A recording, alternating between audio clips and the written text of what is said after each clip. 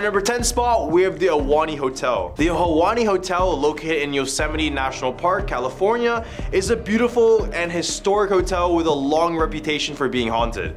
Yeah, you can't have anything in Yosemite apparently. Built in the early 1900s, the hotel has a rich history and has played host to many famous guests over the years. However, it is also rumored to be the home to a number of ghosts and other supernatural phenomena. One of the most well-known ghosts at the Ahwahnee Hotel is said to be a former caretaker who took his own life in one of the rooms. Many people have reported seeing strange lights as well and hearing strange noises all throughout the hotel. Some have even claimed to see the ghost of the caretaker himself. In addition to the ghost of the caretaker, some people have reported seeing the ghost of a young girl who is said to haunt the hotel's dining room. They say she likes to play around, and at some times she likes to approach visitors as if she is a real person. At our number 9 spot, with the RMS Queen Mary. The RMS Queen Mary is a retired ocean liner that is now a hotel and a museum in Long Beach, California. Built in the 1930s, the ship was once a luxurious and popular mode of transportation for travelers crossing the Atlantic Ocean. However, it is now known for its reputation as a haunted location on the seas. Many people have reported strange and supernatural things coming aboard the RMS Queen Mary, including the ghosts of former passengers and crew members who passed away on the very ship. One of the ghosts that can be sighted inside of this ocean liner is that of a woman in a white dress who is said to haunt the first-class swimming pool.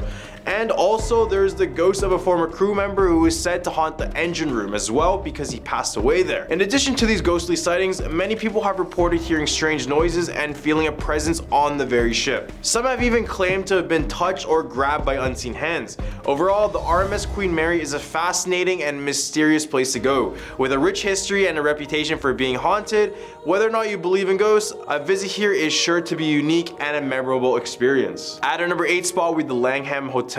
The Langham Hotel in London, England is a luxurious hotel with a big reputation for being haunted. Built in the 1800s, the hotel has played host to many famous guests over the years, including royalty, politicians, and even celebrities. Visitors who come here claim to see the spirit of a former nobleman who was murdered in one of the hotel's rooms, known as the Brown Lady. The ghost is said to haunt the hotel's corridors and often seen by ghosts and other staff members. Some people have reported seeing her floating down the corridor as well, levitating off of the ground. Others have reported hearing strange noises coming from the room where she was killed. However, that just happens to be on the second floor and no one really knows what room it's in. In addition to the ghost of the Brown Lady, there are also reports of other supernatural activity inside of this hotel. Some have said the ghost of a former servant is said to have haunted the basement of this place, and others have claimed to hear the sounds of a ghostly party coming from one of these empty rooms. At our number 7 spot, we have the Myrtles Plantation. The Myrtles Plantation in St. Francisville, Louisiana is a historic plantation house that is rumored to be haunted by the ghosts of former slaves who were executed on the property. Built in the late 1700s, the plantation has a long and dark history, including several instances of murder and violence. One of the most well-known ghosts at the Myrtles Plantation is said to be that of a former slave named Chloe. Chloe was executed by her fellow slaves after she was caught eavesdropping on their conversations. She is said to haunt the plantation house, where she can often be seen walking through the rooms and corridors. Some people have reported seeing her ghost, while others have reported hearing her strange noises and feeling a presence inside of the home. Others have also said that she has grabbed them out of the rooms and even into closets where they are being forced inside of them. Adding on to the tragedy of the home, the plantation's original owner, Clark Woodruff, was poisoned by his wife, who was later acquitted of the crime. Then another former owner, Judge Hardy, was shot and murdered on the property. These events, along with many of the other tragic stories associated with the plantation, are said to contribute to its reputation as a haunted location. No wonder. Number 6, the Ballygally Castle Hotel. The Ballygally Castle Hotel in Northern Ireland is a historic hotel that is said to be haunted by the ghost of Lady Isabella Shaw. Lady Shaw was the wife of James Shaw, the original owner of the castle. She was known for her beauty and her love of fine clothing and jewelry. The story goes that one day, Lady Shaw became so obsessed with a particular necklace that she just refused to take it off. Even when she was climbing the castle's tower, as she reached the top, she lost her footing and fell to her death, still wearing the necklace. Since then, Lady Shaw's ghost is said to haunt the castle, appearing to guests and staff members. Some have reported seeing her ghostly figure walking the castle's halls, while others have reported feeling her presence in the rooms during the night. Many guests at the Ballygally Castle Hotel have reported strange occurrences as well, such as doors opening and closing on their own, ghostly voices, and objects moving around the room. Some even claim to see Lady Shaw's ghost stand in the rooms at the end of their bed just staring at them, still wearing the same necklace she was obsessed with in life. In the hump of our list, we have the Plaza Hotel. The Plaza Hotel in New York City is a luxury hotel built in 1907, and over the years, more and more creepy things come out of this place. The hotel is said to be haunted by the ghosts of former guests and employees, including A-list celebrities such as Marilyn Monroe and even Theodore Roosevelt himself. One of the most famous ghost stories associated with this hotel is the tale of a ghost of a young girl who is sent to haunt the hotel's elevators. According to the legend, the girl was traveling with her family when they were involved in a car accident on their way to the hotel. She was the only survivor and she passed away with her injuries in one of the hotel's elevators. Since then, guests and employees at the Plaza Hotel have reported seeing the ghost of this young girl inside of the elevators. Some have reported feeling her presence in the rooms at night as well, with some seeing her standing in the dark corners of the rooms. Another ghost that is rumored at this hotel is of a man who is said to roam the hotel's lobby during the night, and also a woman who is said to haunt the hotel's bar. If you like luxury mixed with a little bit of scary, this hotel might be perfect for you. At a number 4 spot, we have Hotel Morgan. Established in 1925 in Morgantown, West Virginia, is Hotel Morgan. And this hotel just screams luxury with its beautiful rooms, modern gym, and expansive dining areas. Despite its undeniable beauty, Hotel Morgan is claimed by many to be very haunted as well. The room that is said to be the most haunted in the hotel is room 314. It is believed that a young girl drowned in the bathtub here in the early days of the hotel, and after that, every guest of room 314 has reported some strange occurrence during their overnight stay. Notorious guests of the hotel include Eleanor Roosevelt and Harriet S. Truman, and during both their stays, they would recall things they just couldn't explain. At number 3 spot, with the Diplomat Hotel. The Diplomat Hotel is one of the go-to places for ghost hunters from different parts of the world. In fact, this hotel was featured in documentaries from different countries because of its dark history. The Diplomat Hotel is believed to be built during the early 1900s, and this was built to become a vacation home for the Spaniards, priests, and nuns. This hotel was home to many happy and beautiful memories, but all of these changed during World War II. According to the stories, when the Japanese came, they gathered all the people in the hotel, separated them into different rooms, and proceeded to kill all of them. The people in the hotel were shot to death, beheaded, and even stabbed.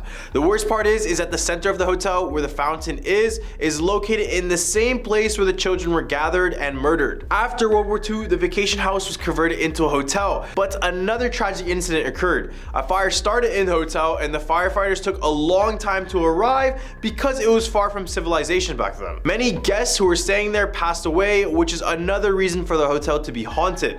The people working and visiting the hotel have experienced many scary encounters. There are also times that the ghosts are photographed and recorded, and tourists have shared their experiences seeing a nun, priest, and child while staying at this place. At number 10 spot, we have the Haunted Igloo Hotel. Located in Cantwell, Alaska, is one of the most unique hotels you'll ever see. However, can we call it a hotel if it's never officially been opened up to people? I guess not. Well, sometime in the 1970s, a man named Leon Smith began the construction of this building. His original plan was to make it a never-before-seen hotel, but over the years, it never managed to open due to various code violations. For example, they had undersized windows, which didn't even meet the requirement of the state. And in the end, the building was too big to demolish, so it just stood there for the next 4 decades. Now, apart from this hotel looking pretty eerie, what makes it so scary? Well, because this is an area notorious for grizzly bear attacks, and many have been reported in the area surrounding the hotel. But what makes many stray far, far away is that some have said they saw a woman in white who haunts the ruins. She can be seen looking out of the windows and sometimes by the entrance. Number 2, the Weinkauf Hotel. After its completion in 1912, the Weinkauf Hotel was renowned as being a fireproof building due to its steel construction. It was located in the heart of downtown Atlanta. It was grand, it was modern, but for some reason, the hotel only featured one stairway, which turned out to be a huge fatal mistake. Because on December 7, 1946, a fire engulfed the hotel, which was also the deadliest hotel fire in US history, which killed a total of 119 people. The hotel started on the 3rd floor, which only meant that everyone from the 3rd floor to the 15th floor had no way of escaping the building because of the one staircase. While some managed to jump out of the windows into nets where firemen were holding, the majority of people would be leaping to their death. The hotel has since been rebuilt, but much of the charred past remains inside of the building. Not physically, but mentally. Guests and workers report voices and footsteps coming from empty rooms, especially ones above the 3rd floor, with the right reason. Then on some nights, guests can hear screams inside of the hallways, also above the 3rd floor. All this paranormal activity above the 3rd floor only gives more reason to believe this building is haunted by the 119 people who passed away there. At a number 1 spot, we have the Clown Motel. If you have a fear for clowns, this motel is probably the last place you want to sleep at. This hotel has an obvious theme for clowns, and this was because the father of the owner was a clown collector and ended up being buried at the old Tonopah Cemetery right beside of the hotel. Motel and cemetery, probably not the most appealing combination. Not only does each and every single room have all types of clown decorations, but past workers and owners have claimed it was haunted since the time it was built. They would recall hearing footsteps and voices coming from unoccupied rooms, and even on their website, they would have different rooms and their spiritual encounters in each and every single one of them. Because of this, they have a disclaimer which reads, quote, "By visiting the Clown Motel, you acknowledge that you may encounter interaction with spiritual and or unexplained phenomena and or other unexplainable, unusual, or paranormal activity or interactions which may include risk which may or may not be foreseeable. The Clown Motel would not be held liable for any bodily injury, damage to personal property, emotional distress, death, or other harm caused by the aforementioned." At a number 10 spot, we have the Skunk Ape. Known as Florida's own Bigfoot, the infamous skunk ape is said to inhabit their forests and swamps. The skunk ape is described as being bipedal, 5 to 7 feet tall with reddish brown hair all around its body. Sightings of this creature started all the way back in 1818 when local Florida newspapers spoke of a, quote, "man-sized monkey." This creature was sabotaging food stores and following fishermen along the shorelines. Then in 1942, another man reported a similar creature that was running at his vehicle while he was driving on an isolated road. He claimed the creature attacked his car for a little bit before returning back into the woods. And even on July 8, 2000, a YouTuber posted daytime footage of this creature. But you guys can be the judge from the footage.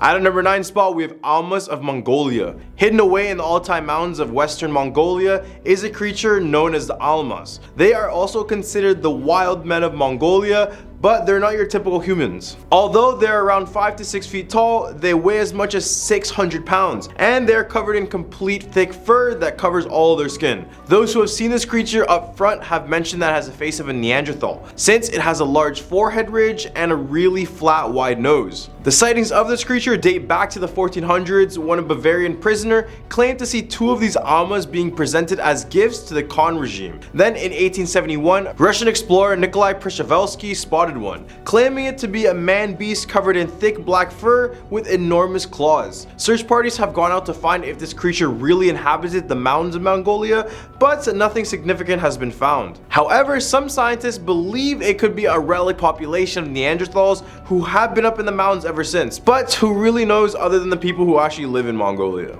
At number 8 spot, we have Barmanu of Pakistan. In northern Pakistan, shepherds living in the mountains have spoken about a creature that possesses both human and ape-like characteristics, giving it the title the Bigfoot of Pakistan. The Barmanu, which translates to big creature, is a bipedal primate that is known to abduct women and attempt to mate with them. Those who have encountered one have told about its horrifying screams, and they claim it sounds like a woman screamed if she was in extreme agony. Then in 1987, a Spanish scientist named Jordi Magraner arrived in Pakistan in search of this beast, and after a 19-month study, he was convinced that the beast was indeed out there, despite not getting any sort of solid evidence. I really don't know how that works. This led him to a 15-year search for the creature, but in the summer of 2002, he was found dead with a slit throat near the area. The case ended up going cold, and the mystery of this creature has prolonged ever since. At a number 7 spot, we have the Albatwitch.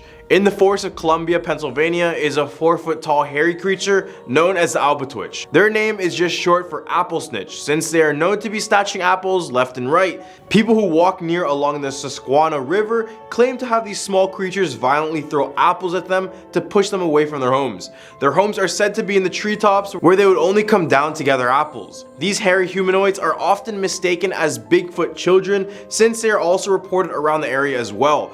and the sightings of these guys date all the way back to Native American mythology, where they used to depict these ape-like creatures on these war shields for protection. Despite the fact that these creatures are not likely to cause death, getting apples thrown at you aggressively doesn't sound too appealing either. At number 6 spot, we have the Chautauqua Monster. This is basically Mississippi's Bigfoot. So according to Pike County legend, a circus train was going through the old Illinois Central Railroad, and in a sudden twist of events, it derailed in the swamps near Chautauqua. Except this circus was not like any regular circus. It apparently had many strange critters and creatures on board. One of them being a half man and half ape hybrid, which appeared as a large hairy creature. The creature was very hostile and would attack any person or animal that got close to it. So a search party was quickly put together to recapture this beast, but they left empty-handed and the monster was never seen again. Many people who claim to see Bigfoot could be mistaken for this creature, but who knows? It could just be some 7-foot tall hairy guy minding his own business, but apparently if you go to the swamps near Chautauqua, you might catch a glimpse of these ape-like creatures. In the hump for our list, we have the Bukit Timah Monkey Man of Singapore. In the Bukit Timah region of Singapore, there is a forest-dwelling primate covered from head to toe in gray hair. Sightings of this creature are exceedingly rare,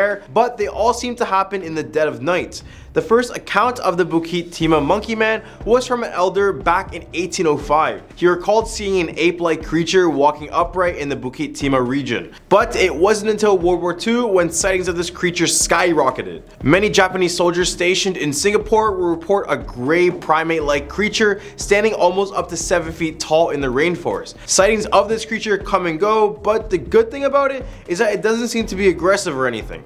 Instead, it just kind of stands there, looking at you menacingly. At a number 4 spot, we have the Minerva Monster. Ohio has been having sightings of Bigfoot for the past 75 years, so at this point, if you're walking in the woods and see a giant ape, it wouldn't really be a surprise. But there was one case that kickstarted the whole Bigfoot hype all those years ago, and this is the case of the Minerva Monster. Sightings began in 1942 when locals reported an ape-like monster in Minerva, Ohio, and the concern for this monster only grew when a group of teenagers randomly disappeared in the forest near the area. The case of this monster was brought up to the public's attention when local resident Hal Caden told the story of encountering the Minerva Monster himself. It began in August of 1978 when Caden and his friends were sitting on the back porch of their home.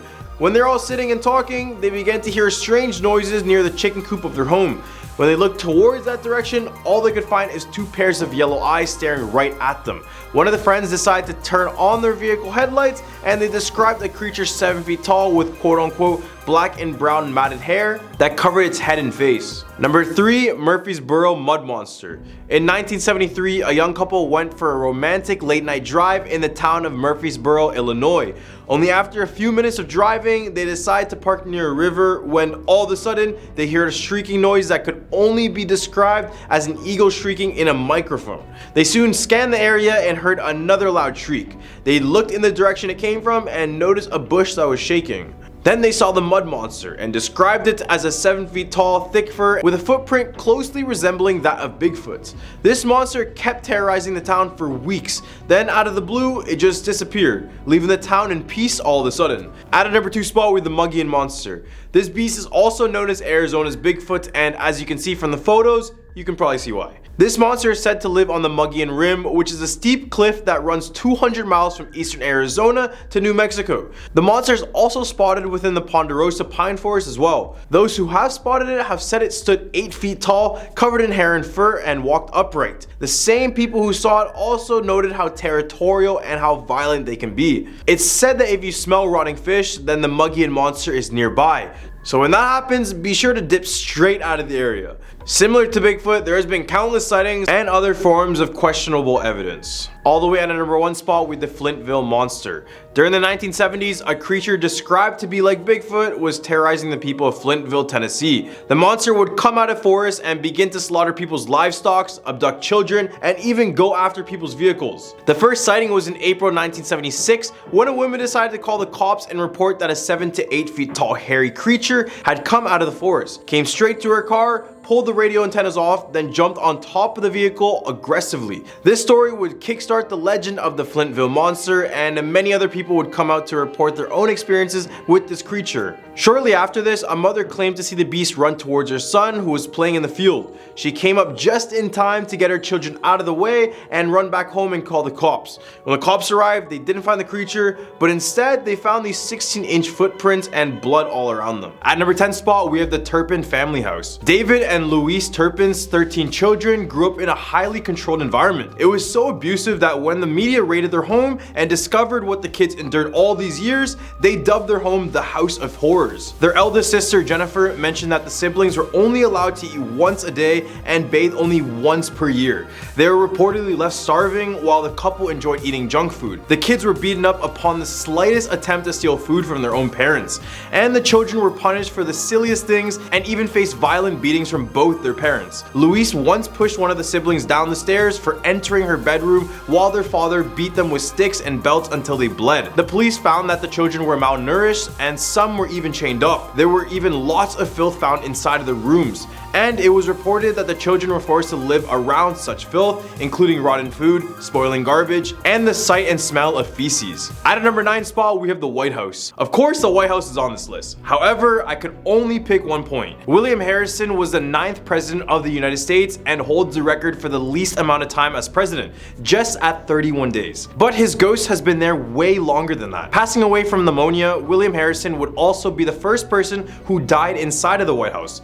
Not the greatest achievement, I guess. Now witnesses report unexplained noises coming from the attic, specifically over the area of Yellow Oval Room, which has now been connected to Harrison's spirit. Now there is a complete third floor that has replaced the attic. However, workers still report seeing Harrison roaming the halls and his own room. His apparition appears to take on a blue glow with him coughing profusely due to his pneumonia. Although no harm has been done by his ghost, the third floor seems to be avoided as much as possible for those who work at the White House. At number 8 spot, we have the Heyman House. Located in Sutton, Braxton County, West Virginia, is the Heyman House. Built in 1894, the William Heyman House is a very historic place in the state with its rich interior craftsmanship and rare decorative materials. However, going through more recent owners and visitors, the locals now claim that there are more than a few spirits living inside of the home. During the time Heyman lived at the house, he suffered the passing of his 8-year-old granddaughter and another one of his family members who died from strangulation. Visitors claim that the mirror in the foyer is guarded by a gray-haired woman, while the second floor is haunted by a woman in white. At our number 7 spot, we're the Ferry State Plantation Home. With 11 spirits calling the Ferry State Plantation House their home, Haunted House seems like a fair title for this site. Now used as a museum and educational center, the house also offers Halloween tours called the Stroll of Lost Souls, and it's also a regular site for ghost hunters and paranormal activity groups. The story goes that this house was used originally as a school, tavern, and then eventually a mansion. Once the mansion burned down in 1828, it was reconstructed by abused and mistreated slaves. The house's many spirits included the woman in white who fell down from the stairs and the slave named Sally Walk, who is said to still be grieving for her late fiance. But the most famous one here is Grace Sherwood, who is named the Witch of Pungo. She was in fact the last person convicted of witchcraft in Virginia, having to spend 7 years in jail and later being released. But when she passed away, reports say that her body disappeared without a trace, leaving many to believe she truly was a witch. At number 6 spot, we have the Thawi Watana Deserted House. This is a supposed cursed house where everyone who has entered the house would be met with a terrible fate. In the Thawi Watana district of Bangkok, rumor has it that in 2015, a group of early teenagers entered the home. They were just out partying, so they entered the home drunk on alcohol and high on other narcotics. The reason they entered the home was because many locals claimed that the house was indeed haunted. So the boys decided to go check on it for themselves. This ended up being a very terrible decision later on. It said that whoever enters the house will have one of the home spirits attached to them. It wasn't until 3 months after when 2 of the boys were fatally wounded in a motorcycle accident, and then a year later, a third boy also got into another fatal accident. Then in the next year, 2 more of the boys lost their lives in a house fire. The odd thing about these deaths was that the witnesses claimed that they saw a woman in white sitting on the backs of the motorcycles before their accidents, and also they saw the woman in white at the house before the fire. In the hump of our list, we have House of Horrors. horrors. The only horror movie to win Best Picture Oscar, Silence of the Lambs, made Hannibal the Cannibal Lecter a chilling household name, while putting Thomas Harris's bestseller and the true crime cases that inspired it into the national spotlight. I know Hannibal was a different type of beast, but he was inspired by a real-life serial killer named Gary Hednick. He was probably the furthest from being good, as he was Philadelphia's most notorious criminal. He was infamous for his house of horrors, where he would do unimaginable things to 6 different women that I can't even mention in this video. Even in the movie, Hannibal asks Starling, quote, "What does he do? This man you seek," in which she replies, "He attacks women." They could have easily been talking about Gary Hednick in this scene, especially since he inspired Buffalo Bill as well. Number 4, the Villisca Axe Murder Home. On June 10th, 1912, Josiah and Sarah Moore were bludgeoned till they ended up passing away inside of their home in Villisca, Iowa. Their 4 children and 2 friends who were spending the night also passed away, and to this day, the crime remains unsolved. Their home is considered to be one of the most haunted houses in the country, and guests are drawn to it still. People even pay $400 to stay just one night in this home, and tours have been cut short by children's noises, falling lamps, moving ladders, and even flying objects. And even in 2014, a paranormal investigator stabbed himself after spending a night at this home. Number 3, the house on Ridge Avenue. In the north side of Pittsburgh lies where it's also known as the house the devil built. The house is also 1129 Ridge Avenue and known as the Conglier House. It was built in 1860s by Charles Conglier, who lived in the house with his wife Lyda and their maid Essie. The maid and Charles would be having a secret affair, and soon after, the wife overheard what was happening, so she collected a knife and a meat cleaver and proceeded to murder the two. She would be found later humming lullabies as she rocked on her chair. Then in 1900, Dr. Ada Brunreicher purchased the home. One day, the neighbors heard a woman screaming in the house and called the police. Once the cops arrived, the doctor was nowhere to be found, but instead there was only the body of the woman with no head. Then a single mother and her 5 children lived there in the 1920s, until a nearby natural gas tank exploded and killed the mother, causing the 5 children to be left abandoned. Although the tale is said to be fabricated, many of the stories about this house are indeed true. Number 2, Tulsa's Hex House. Located on 10th East 21st Street in Oklahoma, is the remnants of a home that was once a horror house. The owner of the home during the 1940s was a 45-year-old woman named Carolyn Smith. However, she wouldn't be the only resident in this home, as she would keep 2 other women there as quote-unquote slaves. These 2 women were named Virginia Evans and Willetta Horner, who were 30 and 31 years old at the time. They claimed that they're being hexed by Carolyn and were basically forced to give their paychecks directly to her, with their big reward coming when they arrived in the gates of heaven. Basically, Carolyn would keep these 2 women in her basement and just live off their checks. But that wasn't all. She would also receive request aid from one of her slaves' parents, in which she received a total of $20,000 for nursing care. After the 2 women were suspected of missing, a police investigation eventually found them in prison in this home, living in the worst condition, and this was during a span of 7 years. Carolyn would only get subjected to 1 year in prison, and the house was demolished, with a parking lot built on top of it. However, some believe that the basement is still underneath this parking lot. At a number 1 spot, we have the Amityville House. 30 miles outside of New York City, nestled in the Long Island town of Amityville, stands a house forever linked to the Amityville horror phenomenon. On November 13, 1974, the estate was the scene of a horrible event. Using a .35 Marlin rifle, 23-year-old Ronald Defoe took the lives of his entire family while they were asleep, which included his parents and 4 siblings. 13 months later, the Lutz family purchased the home at a drastically reduced price of $80,000. But only lasted 28 days before leaving it. Their spine-tingling tales of paranormal activity are what propelled the legend of the Amityville horror, and spawned a torrent of books, documentaries, and even films.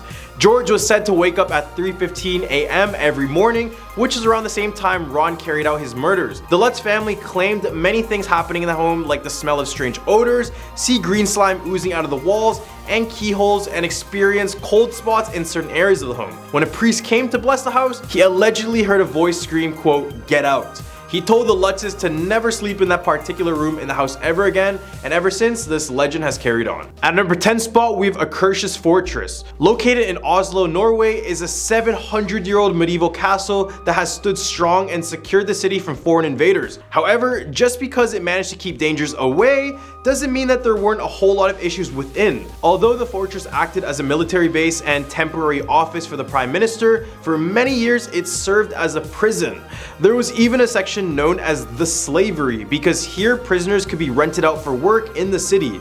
And to make matters worse, not only did the prisoners go through slavery, but their sentences involved hard labor, with the prison notorious for their use of chains and prisoner isolation techniques. Eventually the place closed down in 1950, but there are some who say that the spirits of former prisoners are still locked away here. Whispers and scratching can be heard along the hallways, and guards have reported weird sensations such as like being pushed by someone who wasn't there. At a number 9 spot, we have Shrewsbury Prison. The Shrewsbury Prison in Shropshire is one of the oldest prisons in the UK, and in addition to its dark history, it was given that this jail is one of the most haunted one in the UK as well. This prison opened all the way back in 1793 and remained open until 2013, meaning 2 centuries of people went through this place.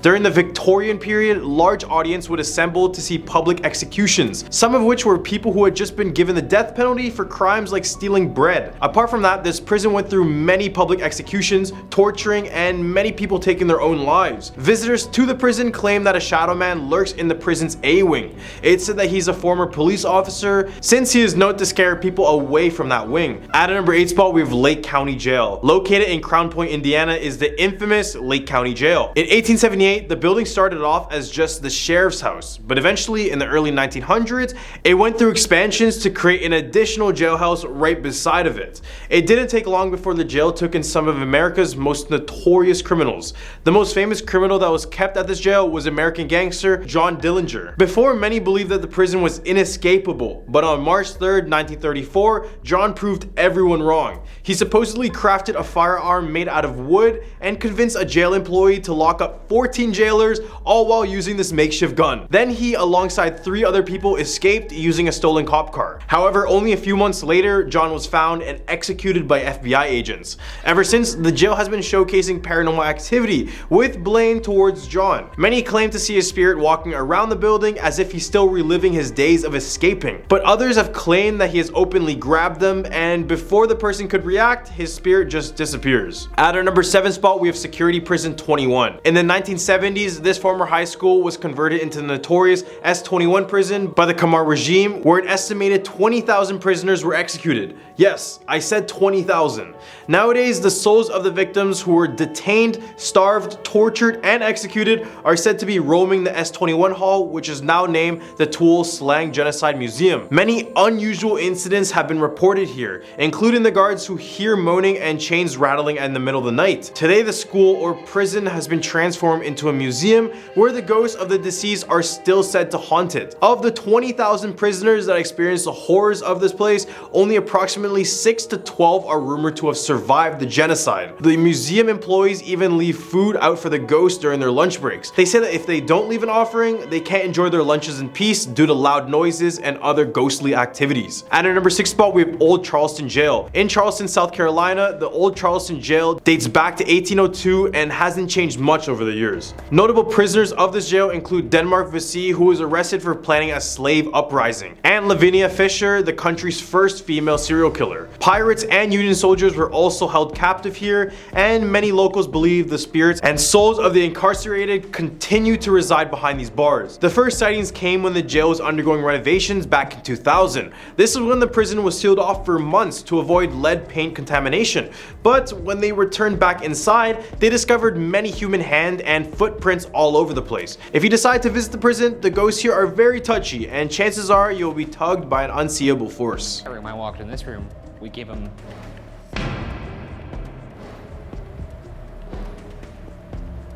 What was that? Why do you remain in this jail?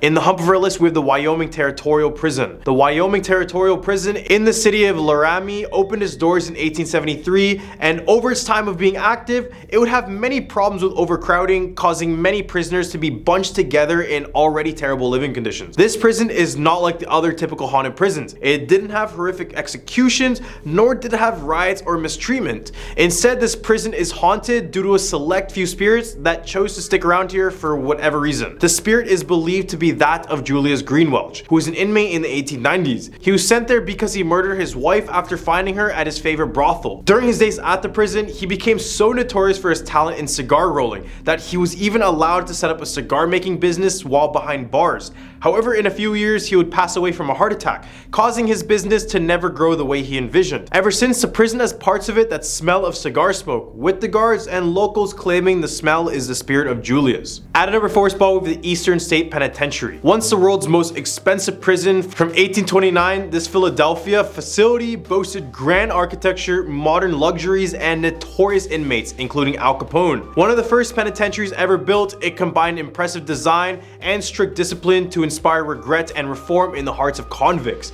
Since its closure in 1971, the complex has crumbled into the mass of deteriorating cell blocks, which are now recognized as a National Historic Landmark. Eastern State Penitentiary is now open to visitors year-round, and if you decide to visit here, there are some ghostly things that you might encounter. At number 3 spot, we have the Tennessee State Prison. Built in 1898, this castle-looking prison was open for almost an entire century, and during its time, it housed many of America's most notorious criminals. It was a maximum security facility, but it was also notorious for their poor living conditions and riots. For example, in 1902, a group of 17 prisoners would break out of their cells and start a riot within the jail, with one of the prisoners being murdered and 2 of the 17 prisoners actually escaping the prison. Then in 1939, another jailbreak occurred, with the prisoner setting fire to some areas of the prison, including the dining room, which ended up killing a few more workers and other prisoners. Then during 1975 to 1985, there were countless other riots and jailbreaks within the prison.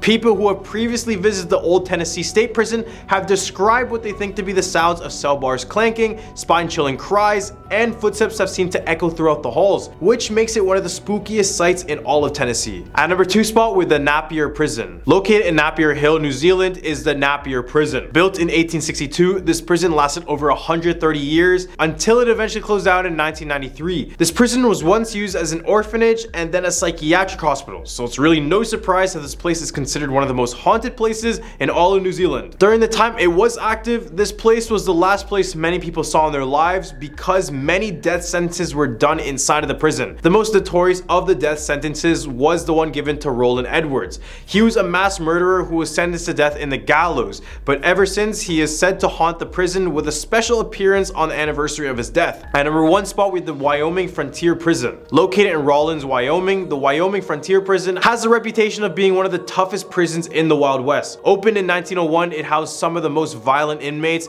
featured a dungeon, botched executions, and was known for rampant violence. Now a museum, employees and visitors alike have reported ghostly encounters. There have been apparitions spotted in the cell blocks and reports of a malevolent spirit in the dungeon who has threatened visitors. The prison is so notorious that it was featured on the episode of Travel Channel's Ghost Adventures, and here ghost hunters have captured orbs on cameras which are said to be spirits. The museum offers haunted Halloween night tours if you want a ghostly encounter of your own. At a number 10 spot, we have the Guantanamo's ghost prisoners. The military prison at Guantanamo Bay, Cuba took its first 20 detainees in 2002. Despite various calls to shutter it, it still stands almost 20 years later.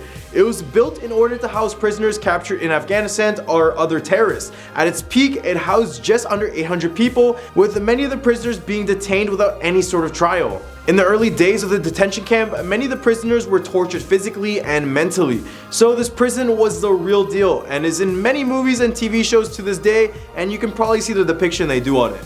Except after all the abuse, death, and injustice, the spirits have been said to be very aggressive in this prison. This is no surprise. Just doing my research on this place alone made me think, how could the US government create this prison in the first place? In short, it's a terrible place for terrible people. But since many were taken here without any sort of trial, I really wonder how many were innocent and actually ended up passing away in this very prison, knowing that they're innocent, and they were treated the worst out of any prison in the world probably. At our number 9 spot, with the El Chupacabras. Imagine being in a world where a mysterious creature roams free and just wreaks havoc on livestock, especially when having livestock meant life or death. This is the world that people in Puerto Rico found themselves in during 1995, when the first reported sightings of the El Chupacabras were recorded. The name Chupacabras comes from the Spanish words chupar, which is to suck, and cabras, which is goat. which refers to its common depiction as blood-sucking reptile-like creatures with huge red eyes and sharp quills on its spine. This creature is said to stand 4 feet tall and be similar to a vampire, kangaroo, and wild dog all mashed together.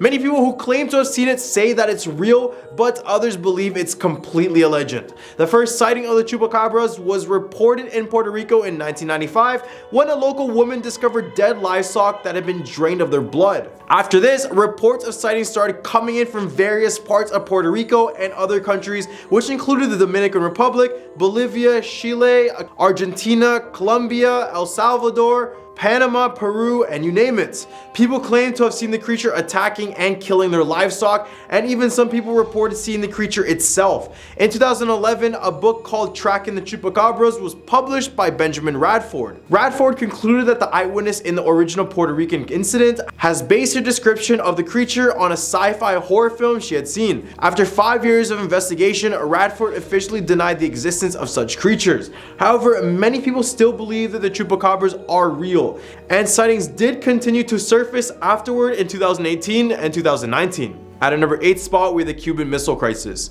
So this is a time when the world almost ended, so this has to be a spot on this list.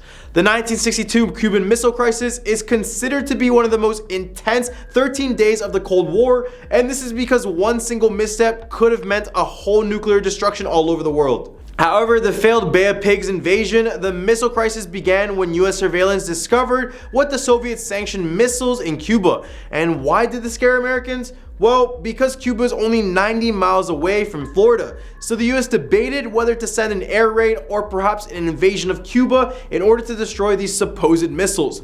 After these intense 13 days of intense negotiations, with everyone a millimeter away from nuking one another, President John Kennedy and the Soviet leader were able to make a deal. To make this even more scarier, a Russian army officer named Vasily Arkhipov is considered to be the man who literally saved everyone on Earth. This is because on October 27, 1962, he was in a nuclear submarine when the US started to use non-lethals to bring their submarines up. They didn't know if this was an act of war, so they were just seconds away from launching a nuclear warhead when Vasily stood up to everyone and demanded not to send it out, possibly saving the entire human civilization. At a number 7 spot with the Jaco Santino.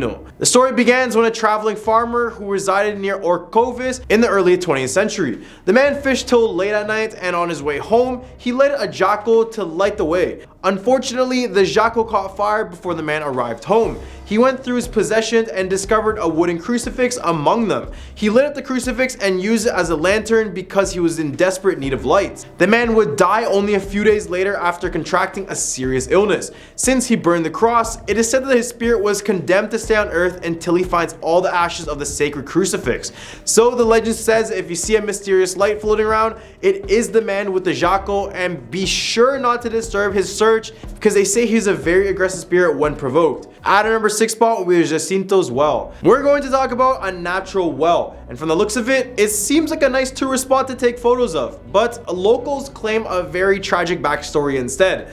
Back in the day, there was a supposed farmer by the name of Jacinto. Every day he would take his cows out to eat around that area because who wouldn't want to let their cows see this type of views? For some odd reason, Jacinto would ensure no cows would get out of line by using a rope and securing it around his own waist.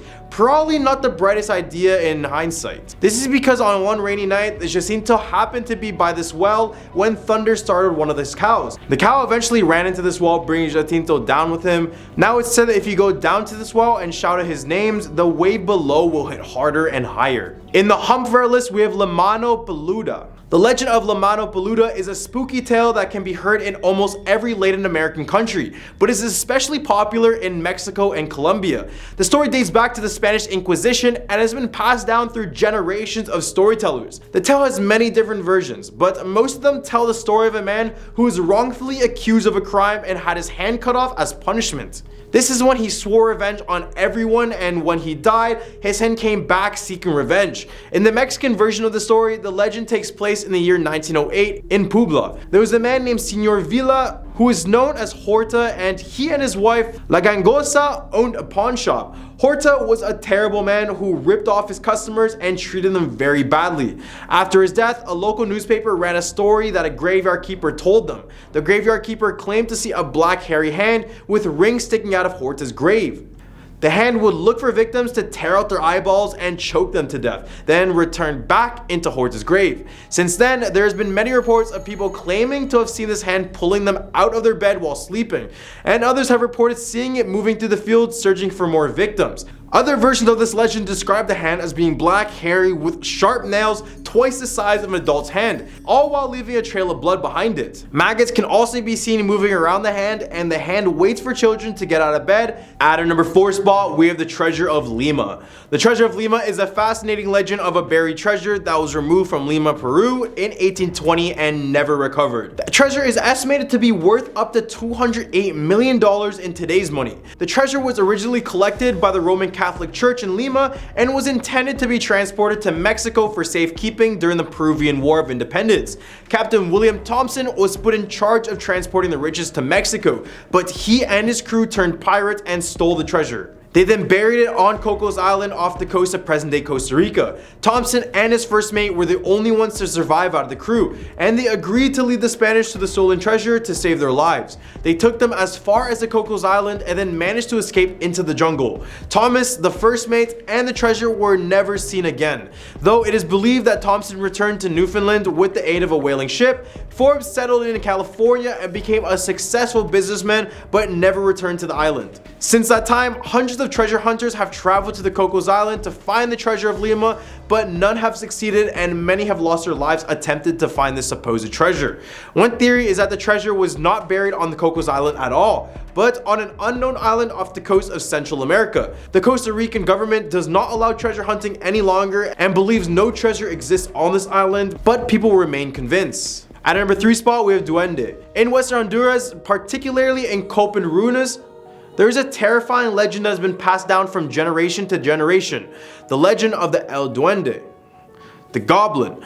According to the Vejetos or old folks, El Duende is an evil little man with dark skin who wears an elegant green suit and a big hat or a sombrero. He is said to only appear to single women, particularly on remote roads to rural villages or when women are alone in their houses. The legend goes that El Duende is an enamorado, a playboy who offers gifts and wealth to women in order to entice them to go away with him.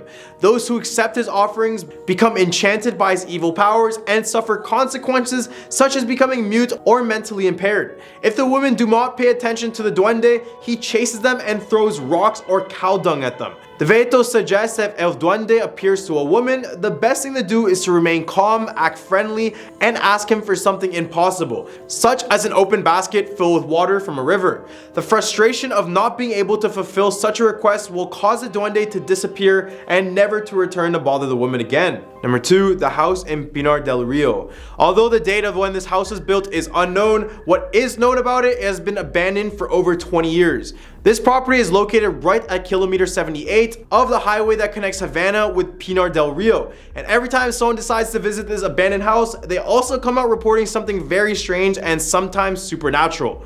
Former residents of the home have all left due to feeling uncomfortable in the house. For example, couples who have stayed slowly begin to argue more and more aggressively. Some have told others that it's impossible to sleep at night because of the constant nightmares you get while in this home. Meanwhile, the residents of this area claim to see strange lights coming from the inside and have seen wild dogs enter the house, which are nowhere to be seen after. It is said that the house was originally built for a man named Juan, who is a very lonely man, and eventually the house would start to present supernatural activity once he started living in it. Soon after, he would then go deaf and would live inside of this house with these spirits as his friends. Since the man has passed, the spirits of this house are unwelcoming, and if you dare step foot, you may be putting you and your family's lives in danger. Number 1, Cementerio La Reina. This cemetery is essentially an outdoor crumbling art museum. This was a monument to plantation farming and wealthy trade barons when it first opened in 1800s. Most tombs are crowned with massive statues of beauty and grace. In recent years, the cemetery has fallen into disrepair and has been targeted by many grave robbers. Sleeping Beauty statue is one of the many statues that stands out to many visitors. The story goes that the young woman buried there was promised to an older wealthy plantation owner, but her heart belonged to a young local boy. When her wedding drew near, she ran off and married her true sweetheart. Unfortunately, she died soon after of cholera. Regardless of her betrayal, the older man buried her in the family space and erected a large statue that still stands today, a restless spirit in life and in death. At our number 10 spot, we have the Crown's Casino morgue. There's been rumors circulating online about the existence of a morgue under or within the Crown's Casino in Melbourne, Australia. The rumors suggest that there is a secret corridor with walls that open up into the toilets, which are used to take away bodies of people who just have taken their life at the casino, which is supposedly a very high number, unfortunately. Some reports even suggest there are specific bathroom stalls designed for quick body disposal, but that's not confirmed. Although there is no concrete evidence to support these rumors, the stories keep on persisting and continue to intrigue everyone that come across this casino. Some websites even claim that the last stall in each bathroom is always occupied because it's connected to hallways to get people out who take their lives in the bathrooms. The reason for this high number is because many people believe that the Crown's Casino is a place of broken dreams and despair, where people are prone to suicidal thoughts as they gamble their life away. However, the actual number of people taking their lives at this casino is unclear, with reports ranging from 3 per year to as many as 30 or 40. Despite all these rumors as well, the casino denies the existence of a morgue on its premises, but some people believe that the Crown would want to keep any people taking their lives under wraps to avoid any tarnishing of its image, and that would kind of make sense. At a number 9 spot, we have the Princess Theatre. The Princess Theatre in Victoria, Melbourne, Australia is a historic landmark that has been in operation since 1857. Despite its beauty, the theatre is also known for its ghostly inhabitant, Frederick Baker. Baker was an actor who tragically died during a performance of Frost in 1888. According to reports, Baker was overwhelmed by the play and suffered a heart attack as he was lowered down through the stage via a trapdoor into the basement below the stage. Ever since then, Baker's ghosts have been reportedly seen in this theater, especially when a play is taking place. He has also been spotted in the dressing rooms wearing more than one outfit and staring at the stage as if he's about to perform himself. The Princess Theatre has a rich history that began in 1854 when it was built by Charles Copin, who owned 2 theaters in Melbourne. The Princess Theatre was proclaimed to be equal to the Paris Opera in France, and now today, the Princess Theatre is owned by David Mariner and was the first place in Australia where the play The Phantom of the Opera was shown. It became so successful that it is now the longest running play ever shown in Victoria, and despite its success and popularity, the theater's haunted history continues to draw visitors and ghost hunters alike. At a number 8 spot, we have the Guyra incident. Guyra is a rural township in northern New South Wales, Australia, perched high on a volcanic uplift of the northern tablelands. It is known for being one of the highest places in Australia and one of the coldest. But on December 8th, 1999, a mysterious object fell from the sky and smashed into the local water dam, creating a crater and flattening an area of reeds in a semicircular pattern. Locals have been calling in actual sightings of a green light that had caused a loud boom about 30 seconds after being sighted. Space agencies, meteorological experts, and authorities have no record of a meteorite or space junk coming from down in the area at the time. Despite normal radiation levels, the water supply was cut while divers searched for this object. The incident hit the news in a major way, featuring prominently on all major TV networks, radio stations, and newspapers. It caused hysteria in the small town, with rumors circulating that a UFO had crashed at the dam. Theories ranged from a meteorite or space junk all the way to aliens. Police divers even discovered a subterranean cavern or tunnel which was suspected to have been caused by the object drilling down into the ground. However, the object could not be located and was speculated to have buried itself about 13 feet down into the soft granite of the earth.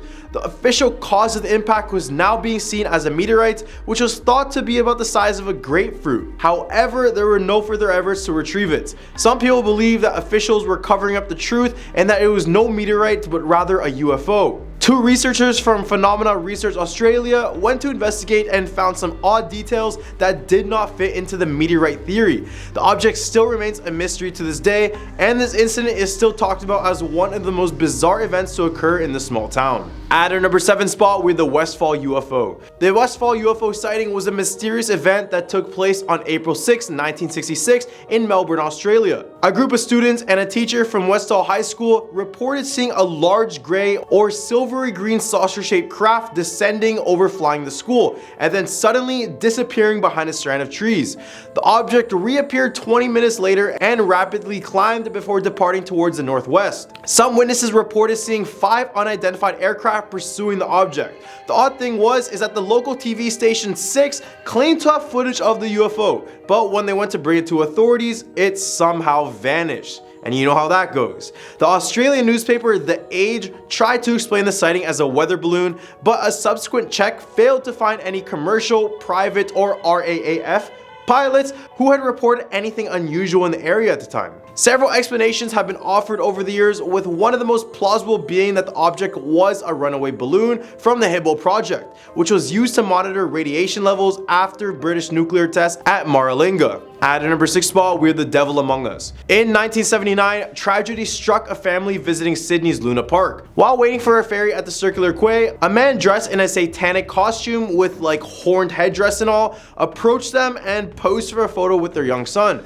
And little did they know, this would be the last photo of that boy. Because later that night, a fire broke out in a ride at Luna Park, claiming the lives of this entire family. The police found the photo of the man in the satanic costume, but were unable to identify him. The mysterious incident left room for a legend to grow, and that the devil himself was walking among the people of Sydney, bringing death to whoever he touched. The identity of the man in the satanic costume and the true cause of the fire still remain a mystery to this day. And believe me, police searched desperately in order to ask him some questions. And ever since that incident, he has been renowned as literally the devil around Australia. In the hump of our list, we have the Hawkesbury River Monster. It appears that every place has its own river or lake monsters. Sightings of the Hawkesbury River Monster, also known as the Mooney Mooney Monster, were reported all the way back since the 1800s, although Aboriginal rock art in the region describing a similar creature dates back all the way to 3,000 years ago. Most accounts refer to the sea monster as grey with a large eel-like body, elongated head, 4 flippers, and a thick tail.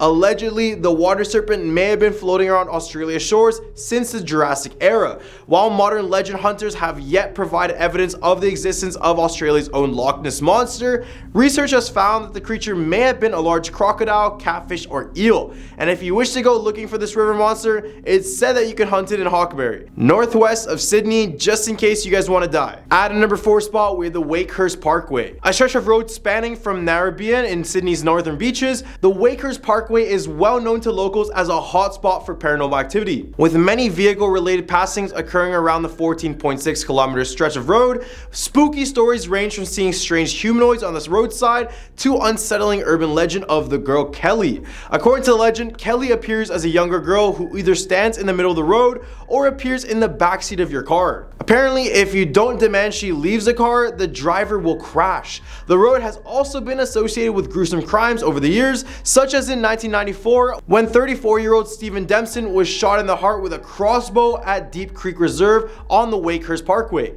His killer dumped his body in the creek but later returned to dismember it, taking it and putting it in a freezer. 1 year later, the body of 21-year-old Francis Tizone was found just meters from the Wakehurst Parkway in French's Forest, where her body has been dumped after being strangled by her ex-boyfriend. At a number 3 spot, we have the Beechworth Lunatic Asylum. Beechworth Asylum, also known as Mayday Lunatic Asylum, operated from 1867 to 1994 in Beechworth, Victoria, Australia. Over those 128 years, over 9,000 patients died within its walls, and people claim that some still remain in it. Many see faces floating in the windows, while others see the apparitions of the people who passed there. Many have spoken of the figure of a man who appears near the cellar and then completely vanishes within a second. Matron Sharp, who spent most of her life there, has been spotted on more than one occasion appearing as a grey hooded apparition in the corner of dark rooms. Then on top of that, doors swing by themselves, and at other times, mysterious screams can be heard echoing across this place. Now, the area is used for tourism and artistic purposes nowadays, but remember, this place claimed the lives of 9,000 people. There's bound to be at least one of them there if you decide to take a visit. At a number 2 spot, we have the Altways Panther. Supposedly, there's been alleged sightings of the elusive big cat scurrying its way through the Altways ranges, where the bush meets the beach off Victoria's Great Ocean Road. Supposed sightings of black panthers in the bush have been documented since 1830s, ranging from rumors of big cats in the bush by New Eastern migrants to sworn testimonies and videos taken in more recent years. All have given the legendary creature a similar description: a large black four-legged creature very similar to a panther. Some explanations have been historical exotic animal trades or an evolutionary trail of feral cats in the area, while others have suggested that they may have come from traveling circuses or visiting soldiers years ago. Similar sightings have been reported in other states, including the Blue Mountains. It's said that you can encounter this beast in the Great Otways National Park, almost 3 hours southwest of Melbourne, past the RACV Torquay Resort near Apollo Bay, just in case, again, if you guys want to die. All the way at our number 1 spot, we have the Picton Tunnels. The most famous of the Picton Tunnels in New South Wales, called the Mushroom Tunnel, was the first railway tunnel used by the New South Wales Railways. During World War II, the tunnel has been used to store weapons and ammo. It was also said to be a hub of paranormal activity after a lot of people taking their own lives, murder, and accidental passings happened inside of this place. Many who have been brave enough to go into this tunnel have reported strange lights, cold spots, strange voices, and dark figures. There's also whispers that a mysterious lady in white still roams the tunnel, inducing fear into anyone who's unlucky enough to see her. Is it just me, or does every place have its own lady in white? Because this is not a surprise anymore. Coming in at our number 10 spot, we have Radiation Man. This is the story of a man who was kept alive for 83 days just so doctors could see the effects of radiation and how long a human could last. In 1999, 3 technicians at a nuclear power plant in Japan were involved in a catastrophic accident that left one of them, Hisashi Uchi, with the highest dose of radiation any human has ever experienced. Uchi, along with Masato Shinohara and Yutaka Yakokoa, were working at a plant when a nuclear reaction occurred, emitting neutron radiation and gamma rays all over the place. As a result, Uchi received a devastating 17 sieverts of radiation, while Shinohara and Yokokawa received fatal doses of 10 and 3 sieverts respectively. The effects of radiation on Uchi were immediate and severe, causing burns and completely damaging his internal organs and immune system. Despite being treated by a team of top medical professionals from around the world, Uchi's condition continued to deteriorate. He underwent numerous skin transplants and was kept alive through the use of blood and fluids, including drugs and life support. Tragically, on the 59th day of treatment, Uchi's heart stopped 3 times in just 49 minutes, causing severe damage to his brain and his kidneys. He eventually passed away on December 21st, 1999 due to multi-organ failure, spending the final 83 days of his life in intense pain and suffering. At a number 9 spot, we have the Unit 731. Yup, this story is terrible. Unit 731 was a Japanese biological warfare research unit that operated in China during World War II.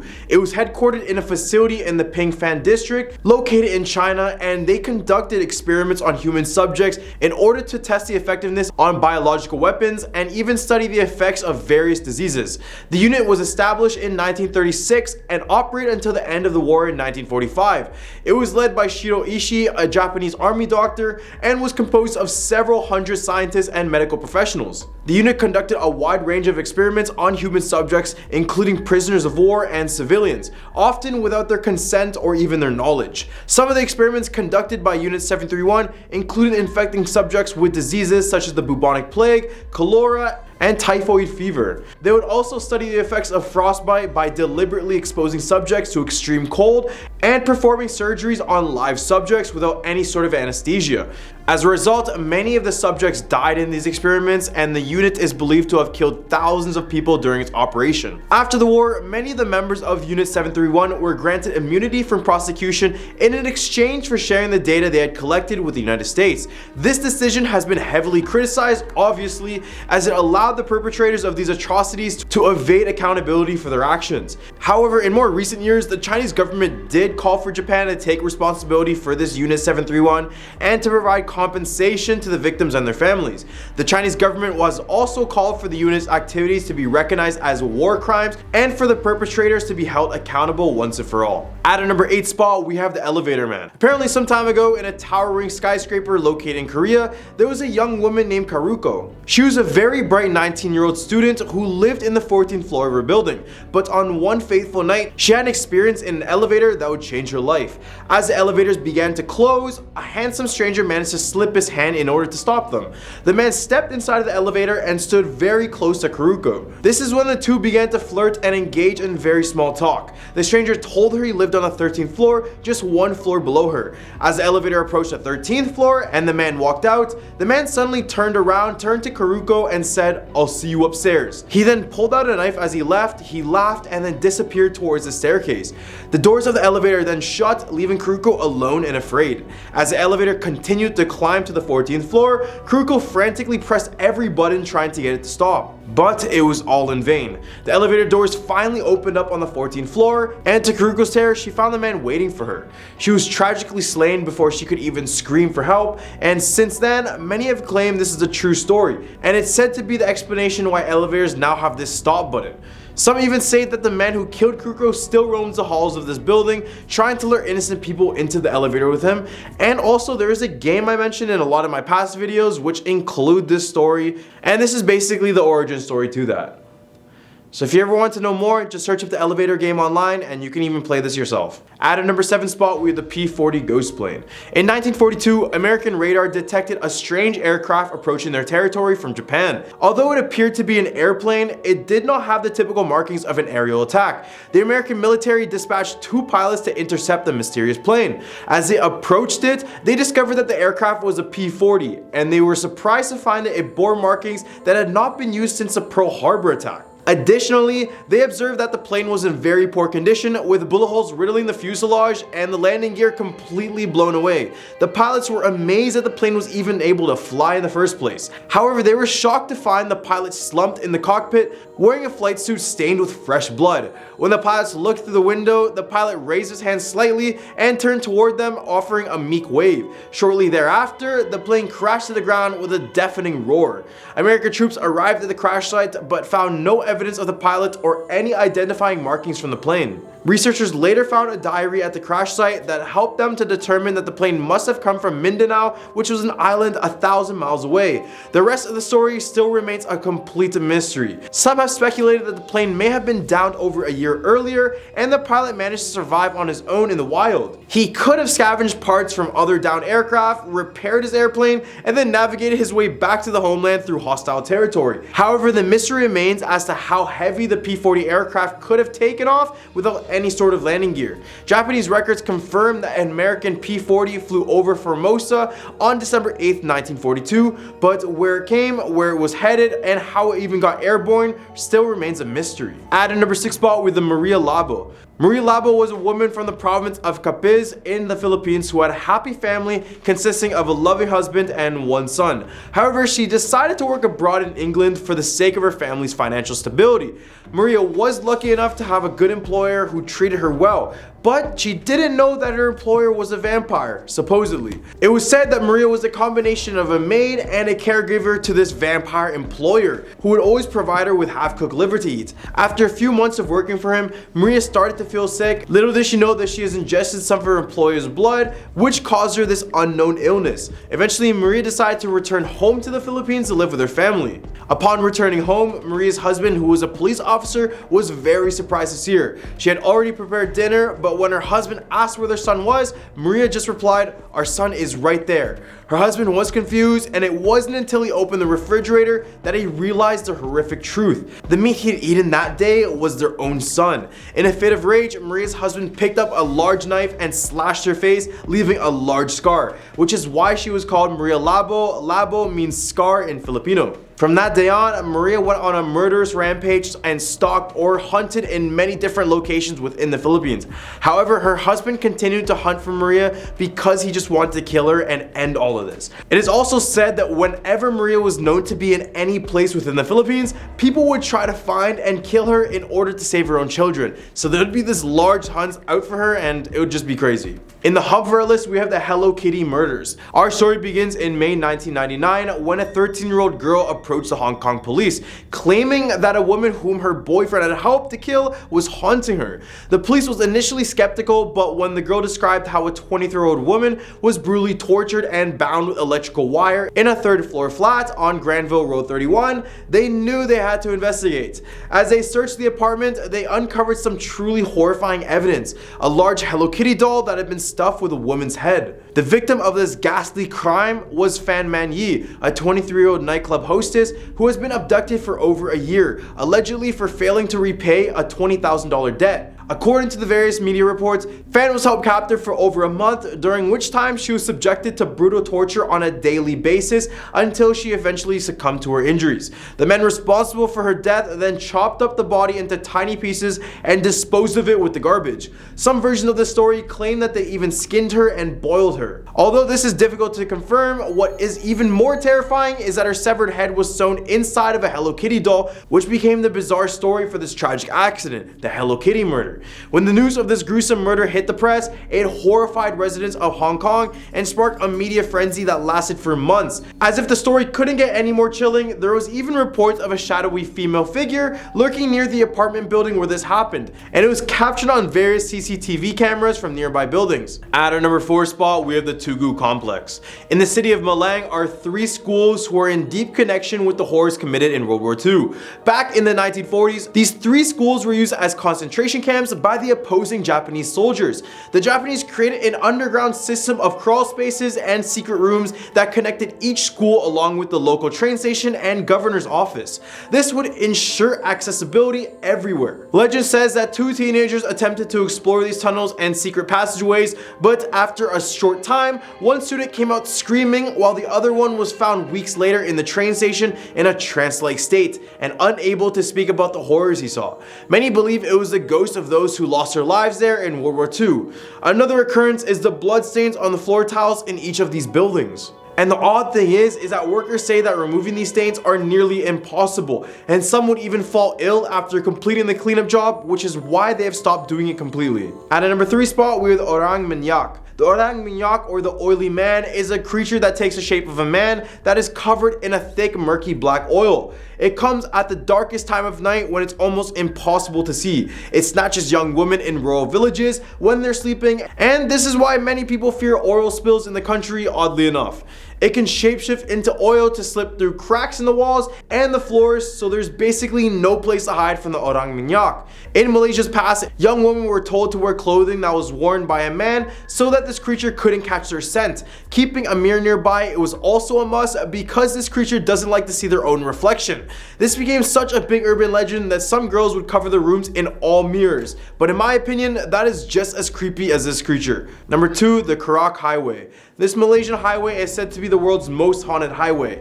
It is a 70-kilometer long interstate highway that connects Kuala Lumpur to the Genting Highlands. The amount of paranormal reports from this highway alone is enough to make someone take a way longer detour instead. The first of these incidents happened when a couple and their baby were returning one night from vacation. The car then suddenly broke down on the side of the road, and as he looked for someone to help, he notices the highway was completely empty. So he walks up to the closest nearby phone booth to call for help, but the man never ended up returning. After a few hours of waiting, his wife calls the police, but when they arrive, they tell her to not step out of the vehicle and to not look behind them. After walking a distance away, she turns around to see her husband's headless body being devoured by a banshee-like creature on top of their car. Also on Karak Highway, if you find yourself stuck behind a yellow Volkswagen Beetle, just get away from it. This vehicle is known to stalk drivers and even cause them to get into fatal accidents. So be extra careful if you guys decide to drive near this area in Malaysia. At a number 1 spot, we have the Mongolian deathworm. The Gobi Desert, located between Mongolia and China, is said to have a Mongolian deathworm, otherwise known as an intestine worm, due to its appearance of being fleshy and red in color.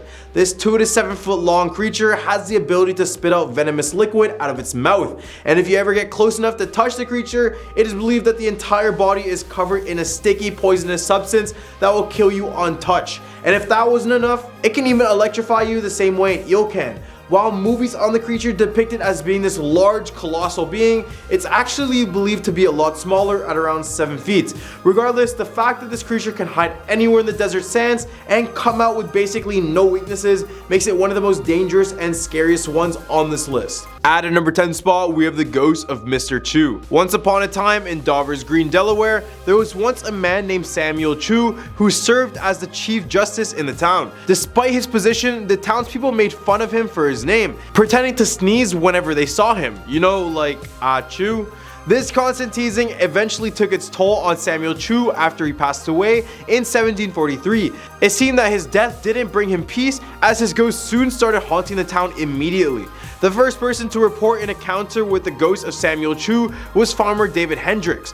He claimed that on a cold autumn night, the ghost appeared to him dressed in the judge's robe and white powdered wig. As the farmer was on his way to the tavern, the ghost chased after him, causing him to run home in terror. The story of the ghost quickly spread throughout the town, and soon after, residents reported sightings of this apparition as well. Over time, people in Dover became afraid to leave their homes after dark, and the once thriving taverns in the town started to empty out. The tavern owners became worried about their livelihood, and so one of them, Mistress Van Loon, called the town meeting to discuss a solution. She suggested that the ghost could be laid to rest by giving him a proper burial. The town agreed, and Samuel Chu's ghost was given a grand funeral in an ornate grave. Although the ghost was said to be satisfied with his new resting place, there was still tales of him roaming the streets and tormenting those who made fun of his name by sneezing when they hear it. Number 9. Fort Delaware. Fort Delaware, located on Pea Patch Island in the Delaware River, is a piece of American history that has been preserved to this day. The fort was first built in 1859 with the purpose of protecting the ports of Willingham and Philadelphia during the Spanish-American War. During the Civil War, it was also used as a prison camp for Confederate soldiers. The conditions at Fort Delaware were brutal, however, and many prisoners perished as a result, leading to reports of ghostly apparitions and strange occurrences that still persist to this day. With nearly 13,000 prisoners kept in wooden barracks, conditions at this fort were inhumane. Food rations were small and almost inedible, water was putrefied, and prisoners were subjected to torturous conditions, such as officers throwing rats in the crowds for their amusement. Scurvy, smallpox, and severe malnutrition were widespread. It is not surprising then that many of the 2,700 men who perished at the fort, as well as those who lived to be freed, continued to haunt the prison to this day. Visitors to the fort report a range of supernatural activities, ranging from being tapped on to feeling as if someone is breathing directly on them. So if you dare, you can actually take a 5-hour tour here for paranormal purposes only. Number 8. The Shelbyville Swamp Monster. The legend of the Shelbyville Swamp Monster has been known to the residents of Delaware since early 1960s. According to the tale, a grotesque creature dwells in the Great Cypress Swamp, terrorizing locals and visitors alike. However, the truth behind this legend is far more intriguing than the story itself. In 1987, it was revealed that the entire monster hoax was created by Ralph Grapperhaus, the editor of Delmarva News, and his friend Fred Stevens. Grapperhaus, who is known for his love of a good prank, Stevens, who was 26 at the time, dressed up in a costume made of his Aunt Dorothy's old raccoon hat, a mask, and a club, and then hid in the shallows of the woods. He would jump out at passing cars on Route 54, creating the illusion of a monster inside of the swamp. The news of the alleged monster sightings soon spread like wildfire, and a photo of the Shelbyville Swamp Monster even made the front page of the Delmarva News on April 23, 1964. Stevens even participated in the hunt to find this creature, adding fuel to the fire of the hoax. However, Stevens eventually stopped the charade out of fear for his safety.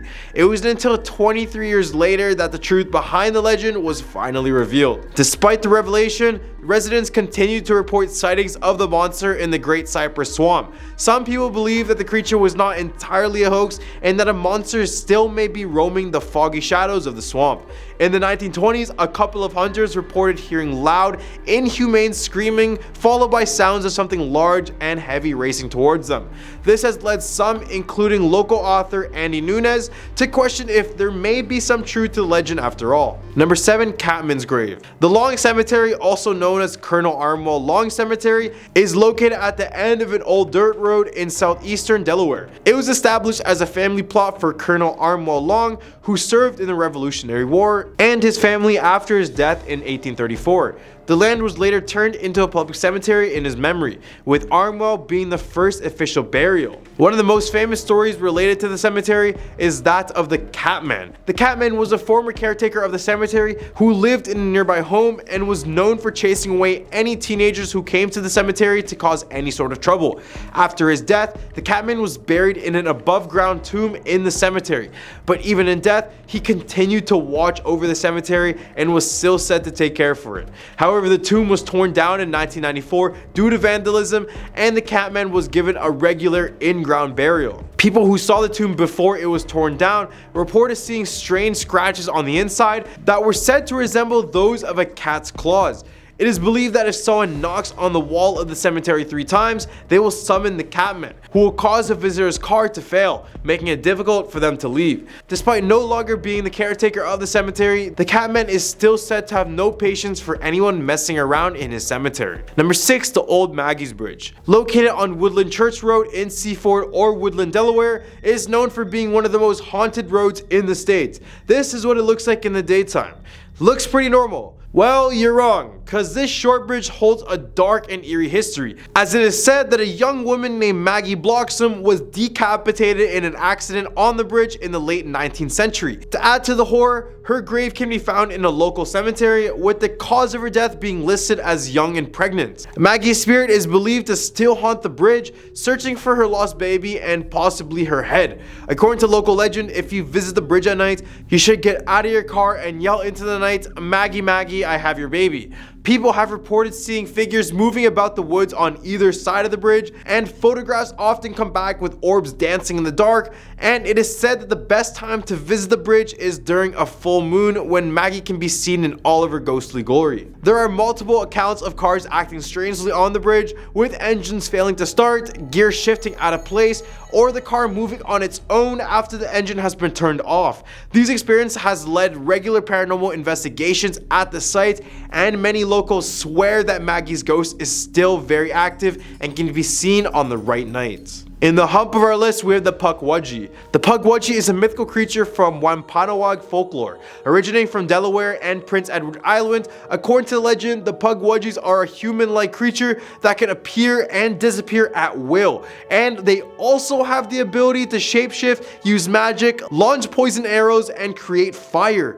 They are known to cause trouble for those who annoy them and are considered to be hostile to humans. Native American folklore suggests that the Pukwudgies were once friendly to humans, but then turned against them out of jealousy towards the cultural heroes Michelle and Granny Squanit. Ever since, the Pukwudgies are said to have kidnapped, attacked, and blinded their victims, and now are labeled as dangerous creatures. They are known to have caused mischief and torment to the Native American community, and are said to have killed Maushop's 5 sons, while some variations suggest that they may have killed Maushop himself. Whether or not you think they are good or not, they are definitely a creature best to avoid. Number 4, the Zeewanhendiao mermaid. In the early 17th century, Dutch settlers attempted to establish a settlement named Zeewanhendiao in what is now Delaware, USA. Although the colony was short-lived and destroyed after a single year, it is now remembered as the first European settlement in the area. To commemorate the 300th anniversary of its founding, the Zeewanhendiao Museum was created, showcasing the history of southeastern Delaware. And this thing, yeah, I don't know about that. This is a supposed mummified mermaid that was given to the prominent Martin family by a sea captain and eventually lent to this museum. The mermaid, however, is not the beautiful mythical creature that one might expect. Instead, it has a simian face with large rigid eye sockets and a wide toothy mouth. Its hands are clawed like a reptile, and its torso is covered in bony ridges. The creature is small, less than a foot in length, and its skin and scales are ashy gray-black. But in reality, not to burst anyone's bubbles, the mermaid is a clever taxidermy specimen that bears a closer resemblance to a Fiji mermaid made classic by P.T. Barnum.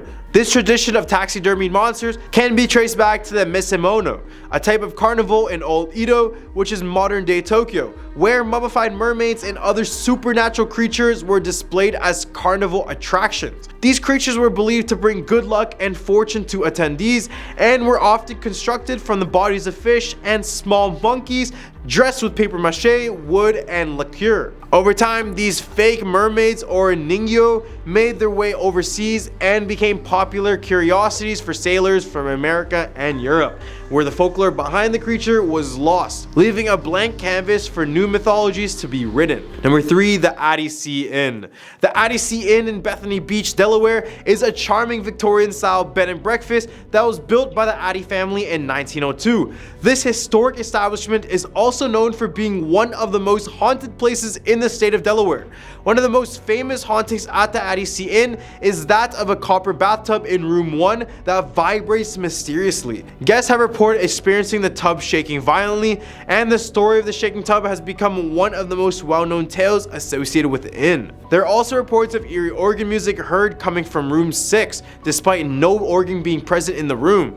Guests have reported the ghostly apparition of someone running through the hallways at night, accompanied by the smells of perfume and the sounds of mysterious music.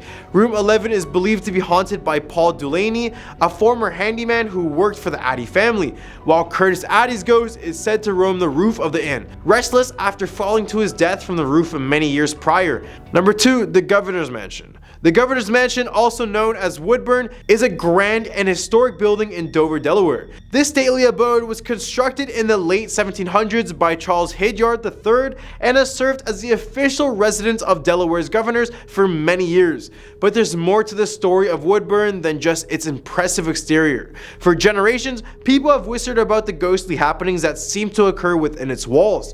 The first recorded instance of paranormal activity dates back to just 25 years after the house was built, when Charles Hildyard III passed away. According to the legend, the owners of the mansion at the time invited a Methodist preacher to stay with them. During a morning prayer session, the preacher requested they wait for the other guests who was staying in the guest house. The couple claimed that there was no one else visiting, but the preacher went on to describe his ghostly roommates in vivid detail, matching Charles Hildyard III's appearance exactly. Since then, many have reported strange and unusual occurrences within the mansion's walls. Some say that the ghost of Charles Hildyard himself still roams inside of this building, and that if you leave a glass of wine on the stairs for him, you'll find it drained by the morning.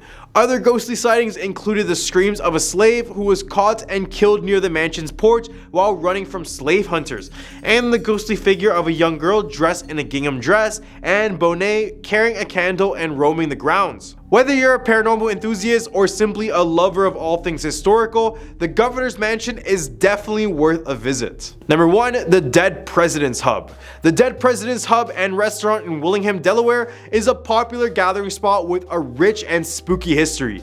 The pub is located in a historical part of the city and is known for its presidential memorabilia and paranormal activity. Despite being in business only since the late 1990s, the two-story space has a long and varied history, having served as a private residency and several other businesses, including bars, over the years. Visitors of the pub claim to feel a dark and heavy presence, with strange occurrences such as glass rattling on their own and rooms becoming extremely cold all of a sudden. Late at night, employees have reported hearing childlike giggles and witnessing dishes flying across the room. One ghostly figure that is rumored to visit the pub regularly is Lemonade Mullery, who is said to have died from a fall in the bathroom in the 1960s. Several paranormal investigation teams have been drawn to the pub to study the ghostly activity, and they all agree that the place is teeming with entities that feel like they're part of the staff.